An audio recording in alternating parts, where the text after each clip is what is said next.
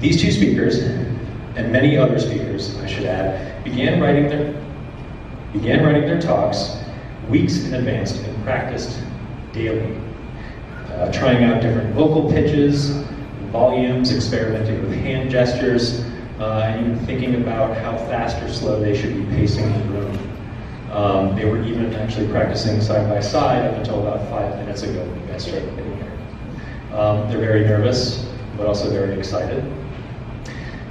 They, like many other speakers, put hours upon hours of work into their research, experimenting, collecting surveys, reading dense scientific studies, all to chase down an answer to their one simple question, or not so simple, right, Jake? Okay, please now welcome to the stage our second and final keynote speaker of the evening, Sydnee Flotron.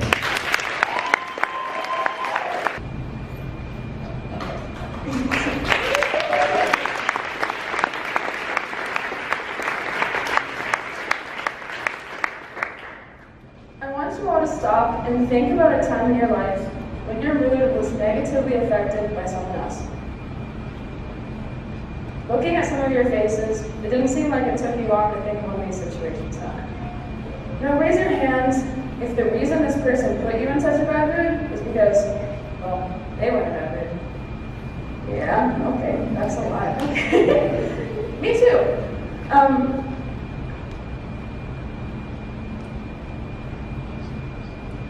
Well, this happens a lot.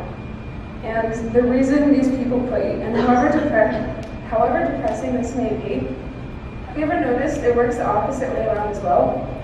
People with really fantastic attitudes tend to make the people around them just as happy as they are. Your good or bad attitude can spread like wildfire and affect not only you, but the people around you as well. I personally never realized this until a couple of years ago on an awful Monday morning. We've all been there at some point, right? I came to school with a really terrible attitude and really just didn't want to be here at all. My friends, however, had a different plan. They were in really good moods that morning, and I found I went from being sulky and cranky to standing on this cafeteria floor, rolling around, laughing with some of my best friends, and laughing so hard I was crying. I looked a lot like that. All it took was a few minutes of me listening to my friend's stupid jokes, and my attitude improved drastically. This was something that really inspired me to study attitude. If my attitude could improve that easily, maybe other people's could too. This brings me to my question. How does our attitude affect every day and the people around us? This question, turns out, it's a lot harder to answer than you think. Attitude can be commonly separated into two categories, optimism and pessimism. As most of you know already, optimists are positive, hopeful thinkers, while pessimists are the opposite. They tend to see the negative side of most things and choose not to put so much hope into this big, bright future. Well, these to me aren't just attitudes, they're two different perspectives of the world. Attitudes, however, can be commonly connected by two things, confidence and effort. This was something that was mentioned numerous times throughout my research, most notably by the American Psychological Association, who states, when people have confidence in an eventual outcome, their efforts will continue even in the face of enormous adversity. Essentially, confidence is the driving factor behind your attitude. The more confidence you have in anything, the more effort you're going to put into achieving that.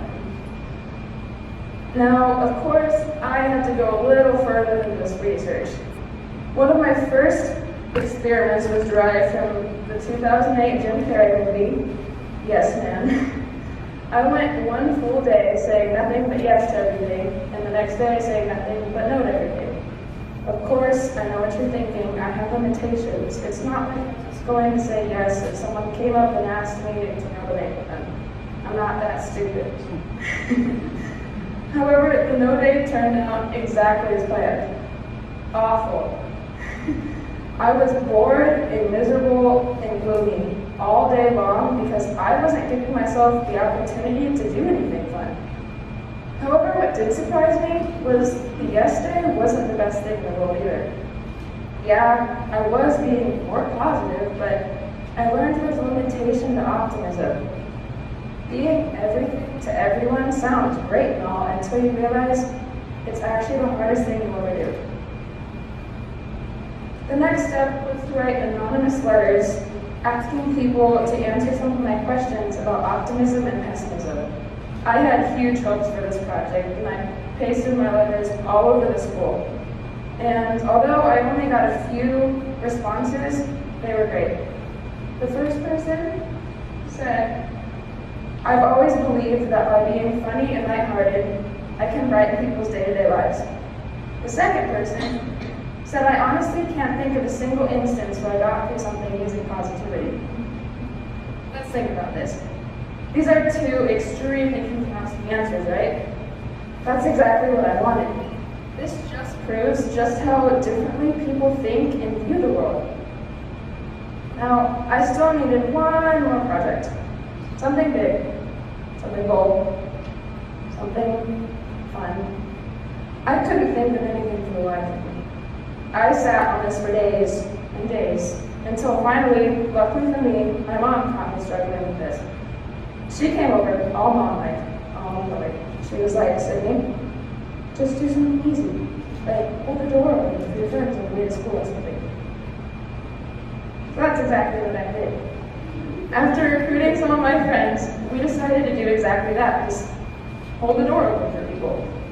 We decided to show up an hour early for school on Monday morning, and we lined ourselves up against the back doors right there and waited for everyone to arrive. And when they did, we high-fived them, we complimented them, and we got almost everyone pumped for that dreaded Monday morning. And you know what? That was the funnest thing we did, ever.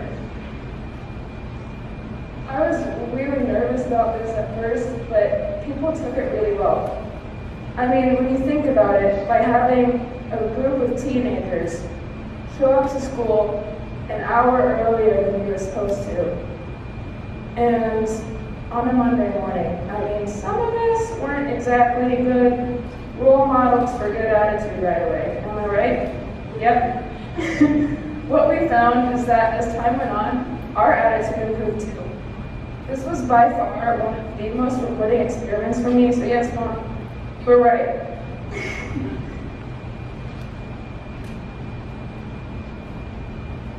Now, at the start of this project, I believed that optimism was the way to go.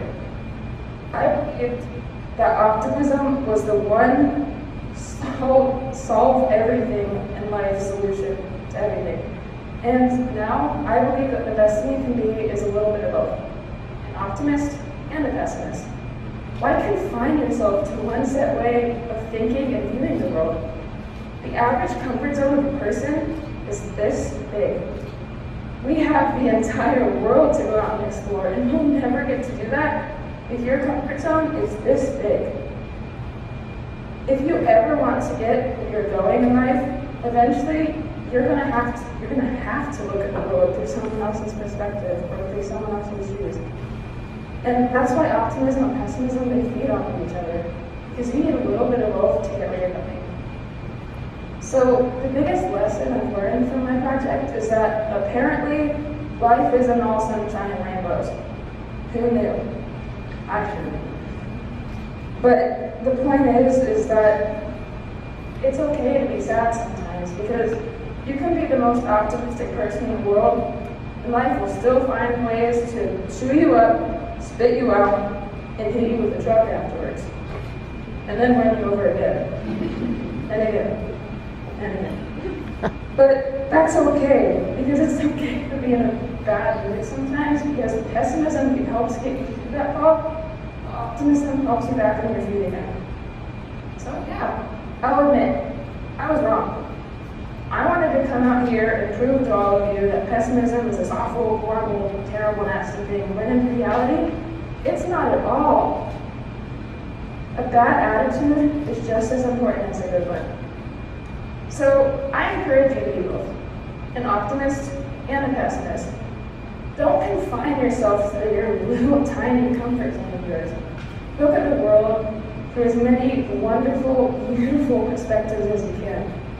Be as happy as you can, and as sad as you can too. Because the ability for us to have such diverse attitudes, to feel emotions like these so deeply, is what makes us human. And I don't know about you, but I would much rather feel too much than nothing at all. Thank you.